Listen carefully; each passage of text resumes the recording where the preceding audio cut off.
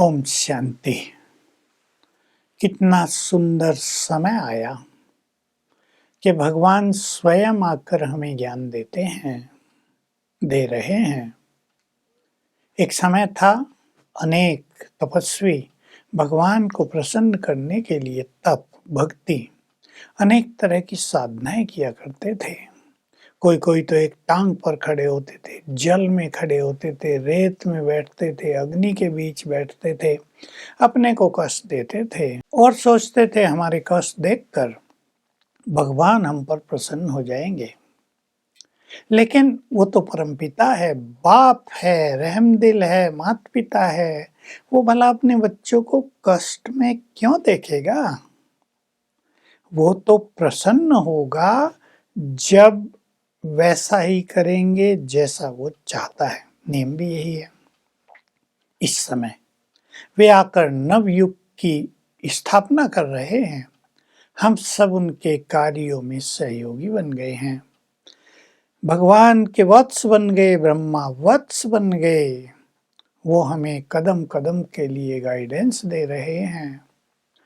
जो उनकी इस गाइडलाइन पर चलते हैं, जिसको कहते हैं श्रीमत पर चलना, भगवान की मत पर चलना, उनसे वो राजी रहते हैं। उसके लिए उन्होंने शब्द बोला, कुछ बच्चे बाप के दिल तख्त नशीन हैं। प्रकृति के भी तख्त नशीन हैं, यानी प्रकृति के मालिक, और विश्व राज के भी तख्त नशीन हैं।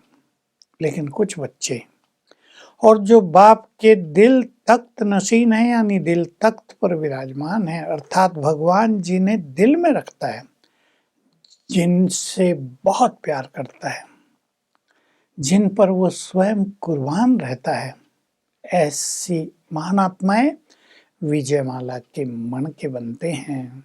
कितनी सुंदर बात है।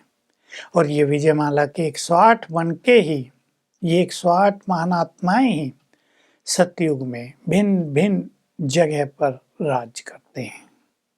ये राजे महाराजे बनते हैं पूरे सतयुग के। तो बहुत बड़ा स्टेटस प्राप्त हो रहा है। क्यों ना हम भगवान के दिल तख्त नशीन बन जाएं।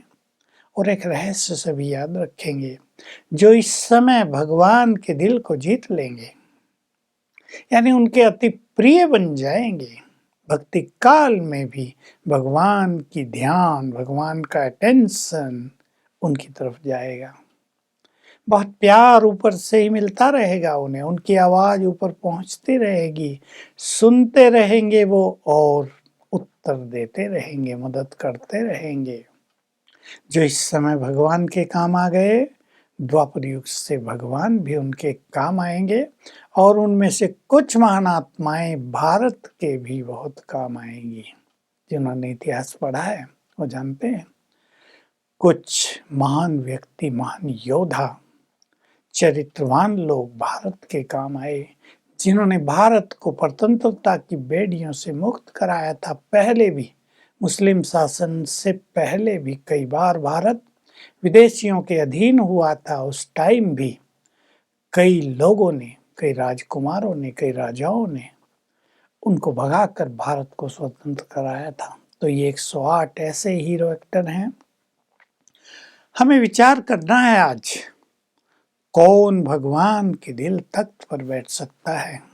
पहली तो उसकी जो आज्ञा है, जो आत्माएं सोल कॉन्शियस बनती हैं, आत्माभिमानी बनती हैं, दूसरे शब्दों में, जो जितने देह से न्यारे वो उतने ही परमात्म प्यारे।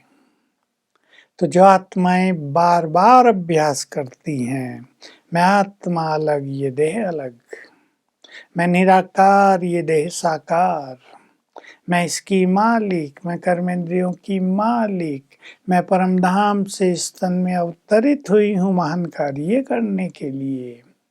जो ऐसा अभ्यास करते करते पूरी तरह विदेही हो जाते हैं, यानी देह में रहते भी देहातीत, देह से परे, देह की आकर्षण, देह के भान से बहुत दूर, वो आत्माएं भगवान के दिल पर चढ़ जाते हैं। वो उन्हें बहुत प्यार करता है। और जिन्हें भगवान प्यार करेगा, उनकी वो बहुत मदद करेगा, उनको कोई अभाव नहीं रहने देगा, उनकी सुरक्षा करेगा आने वाले समय में, तो ये बहुत अनुभव होगा। दूसरा, भगवान को बहुत प्रिय है सच्चाई, सफाई। सफाई कौन सी? बुद्धि की सफाई, सच्चाई, प्योरिटी। प्योर आत्माओं पर भगवान कुर्बान रहता है, क्योंकि जो पवित्र बनते हैं वही भगवान के कार्यों में संपूर्ण सहयोगी बनते हैं। पवित्र आत्माएं इस संसार के लिए श्रृंगार होते हैं, ब्यूटी होती है। और शिव बाबा का तो लक्ष्य ही है इस समय कि हम में से अनेक आत्माएं वैसे ही पवित्र हो जाएं जैसा पवित्र वो है। वो एवर प्योर, सुप्रीमली प्योर, वो कभी इम्प्योर होता ही नहीं, उसकी डिग्रियां कम होती नहीं। हमें डिग्री कम होती है, लेकिन एक बार हम परफेक्टली प्योर अवश्य बन जाएं। ऐसी आत्माएं भगवान के दिल तख्त पर विराजमान रहती हैं।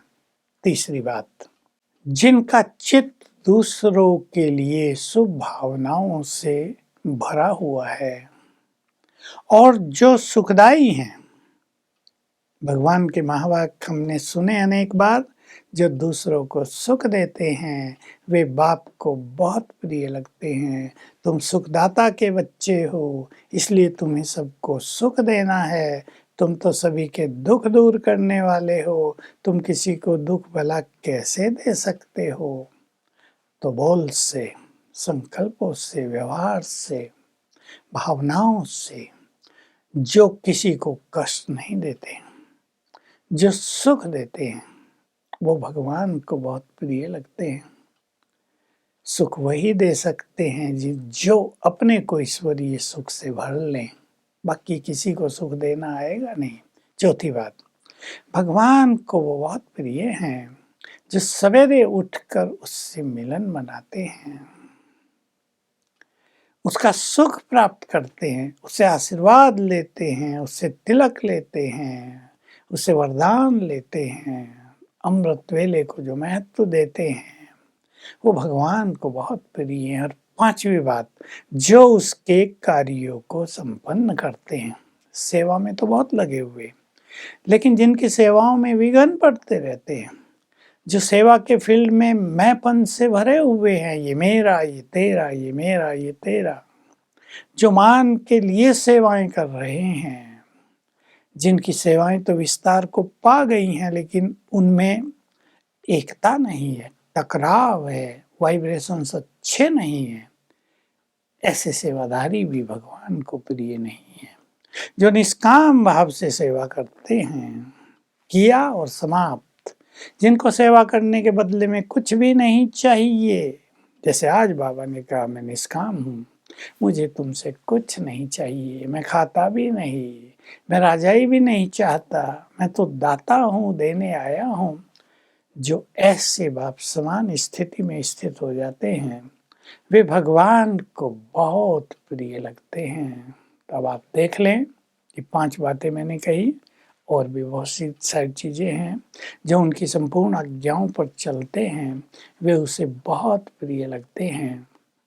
उस आज्ञा में बहुत सारी आज्ञाएं हैं, हम बोल कैसे बोलें, हमारी दृष्टि में क्या हो, हमारी वृत्ति में क्या हो, हमारी भावनाएं कैसी हो, हमारा व्यवहार कैसा हो, हम ईश्वरीय परिवार के हैं, आपस में हमारा कितना प्यार हो, अलौकिक प्यार। ऐसी आत्माएं भगवान के दिल तख्त पर रहती हैं।